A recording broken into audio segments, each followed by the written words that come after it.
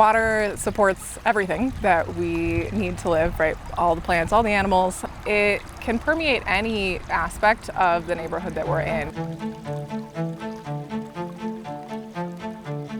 And we also know that with climate change and more extreme rain events that will happen more frequently, that will make all those negative consequences of too much water a problem.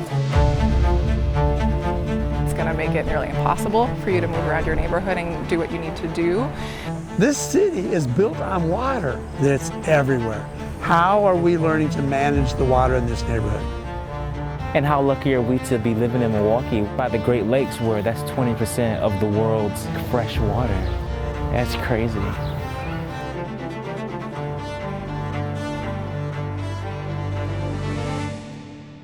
A number of years ago, I was asked to come to Milwaukee to do a project that would tell the water story of Milwaukee. In the early years of Milwaukee, we just sent all of our waste, all of our sewage into the rivers, and the rivers died. Nothing lived there. We also put concrete lined channels on the rivers because we wanted to get the water out of the way and not really use it as a resource. So everything we did in the 1800s, early 1900s was just backwards. We just did it wrong. It's kind of horrific on what we did to the waterways themselves. We could take this information about the complex issues of climate change, about water in particular, to the streets of neighborhoods where people could have direct access to this information. We feel one of the most meaningful and impactful ways to help share environmental information with people is to lead walks with artists and experts in communities around the city. So as we walked, we focused on the contamination around the area and just trying to reduce some of the contamination that would enter into our waterway.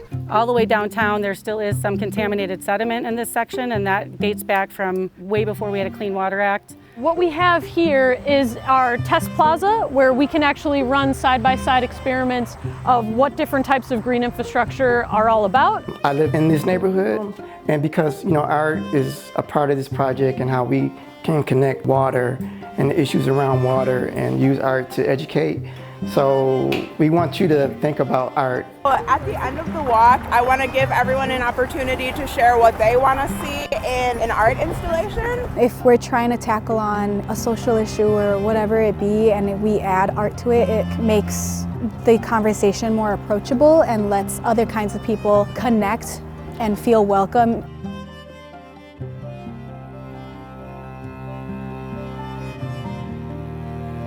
Across the city, we're installing WaterMarkers, which are letters mounted on 25-foot solar-powered poles.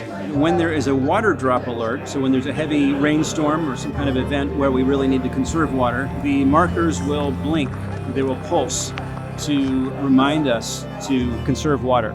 So today we're bringing awareness to the Watermark landmark, which is the L right behind us. Being in Lindsay Heights, you've got the history, you've got everything amazing that starts here. What kind of water are we leaving behind?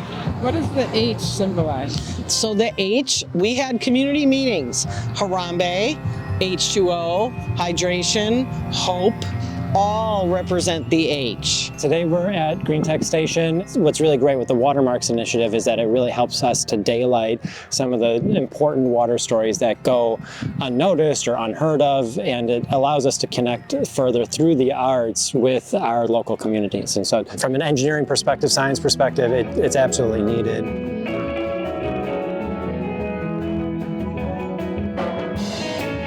In April of 2025, we learned that National Science Foundation grant was terminated. And that was a blow to morale, but a lot of people rallied about that to say, we still believe this is important and we want to move forward together.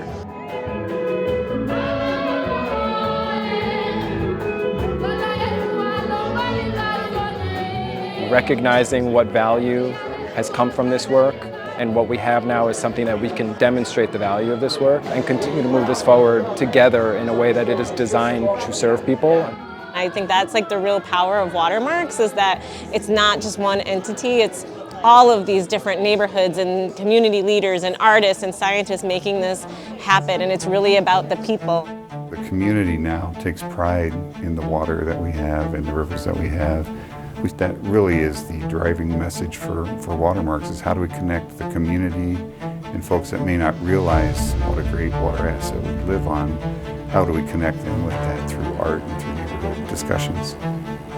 We still got a lot of work to do. It's still a long way to go. Milwaukee is lucky enough to have this tremendous resource right at the edge of Lake Michigan, but we all have to protect it. This isn't just the job for the policymakers. It's not just the job for the scientists. It's a job that everybody has to take on. I've never been to the ocean before, but have let Lake Michigan douse me with its radiance. I've dipped my feet in its glacial wine, whether with a beauteous muse or by myself, as I idly stare at the ocean. No wait, the lake, but everyone knows this body of blue is an ocean to us Milwaukeeans. Everyone knows this body of blue is Cream City's life. Take care of your water.